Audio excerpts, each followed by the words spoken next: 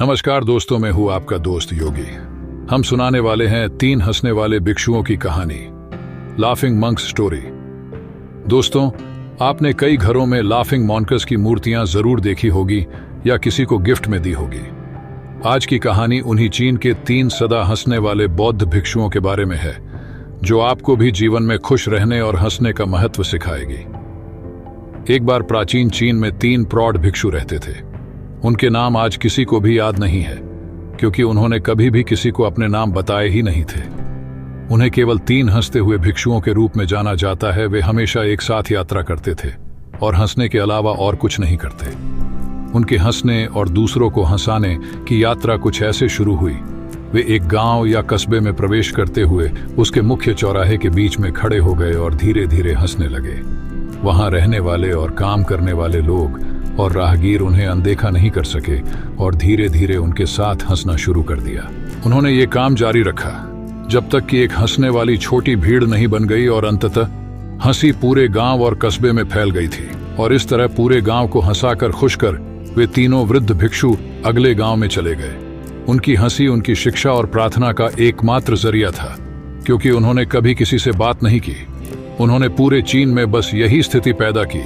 वे लोगों से प्यार करते थे और उनका सम्मान करते थे। लोग ऐसे आध्यात्मिक शिक्षकों को पहले या बाद में कभी नहीं मिले थे। उनका मानना था कि जीवन को हमें खुशी और आनंद के बड़े अवसर की तरह स्वीकार करना चाहिए। उन्होंने किसी प्रकार के लौकिक मजाक की खोज की थी, इसलिए उन्होंने कई वर्षों तक यात्रा की और हंसते हुए पूरे चीन में आनंद और खुशी फैलाई। जब तक कि एक दिन उत्तरी प्रांत के एक विशेष गांव में रहते हुए उनमें से एक की मृत्यु हो गई।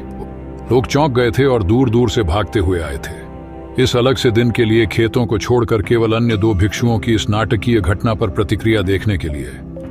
सभी लोग उम्मीद कर रहे थे कि वे दुख दिखाएंगे या रोएंगे, और पूरा गांव उस स्थान पर आ गया जहां 3 भिक्षु थे, 2 जीवित और 1 मृत। सबके आश्चर्य के बीच शेष 2 भिक्षु केवल जोर से हंस रहे थे। वे हंस रहे थे और हंसे ही जा रहे थे और रुकने का नाम नहीं ले रहे थे। कुछ लोग जो सहायता कर रहे थे उनके पास पहुंचे और उनसे पूछा कि वे ऐसा क्यों कर रहे हैं। उन्होंने क्यों अपने मृतक मित्र के लिए बिल्कुल भी शोक नहीं जताया। और इस एक बार भिक्षुओं ने वास्तव में प्रतिक्रिया व्यक्त की। कल आपके गांव के रास्ते में उन्होंने शर्त लगाई थी कि हम में से जो भी भिक्षु अन्य 2 से पहले मरेगा, बाकी के 2 उसके लिए अपनी हंसी नहीं खोएंगे। उसने एक वसीयतनामा भी तैयार किया था, जिसमें मृतक को चिता पर डालने से पहले मृतकों को धोने और उनके कपड़े बदलने की परंपरा थी। लेकिन बूढ़े साधु ने स्पष्ट रूप से कहा था उस पर पुराने कपड़े छोड़ने के लिए, क्योंकि वह एक दिन के लिए कभी भी मैला नहीं हुआ था। उसने कहा था कि मैंने कभी भी इस दुनिया की किसी भी गंदगी को अपनी हंसी के माध्यम से मुझ तक नहीं पहुंचने दिया। उसकी वसीयत में कहा गया था कि बूढ़े भिक्षु के शरीर को उसके कपड़ों के साथ चिता पर रखा जाए।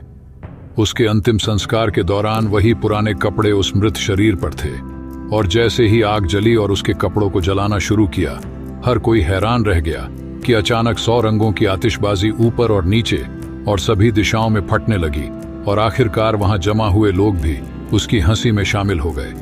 शायद एकमात्र कारण है कि हम इस धरती पर हैं, ताकि हम हंस सकें और खुश हो सकें और कभी भी आनंद और हंसी का अनुभव करना बंद न करें। अगली बार जब आप किसी समस्या का सामना करें तो आईने में देखें और बस समस्या को हंसकर दूर कर दें, क्योंकि आपकी खुशी ही आपको जीवित बनाती है।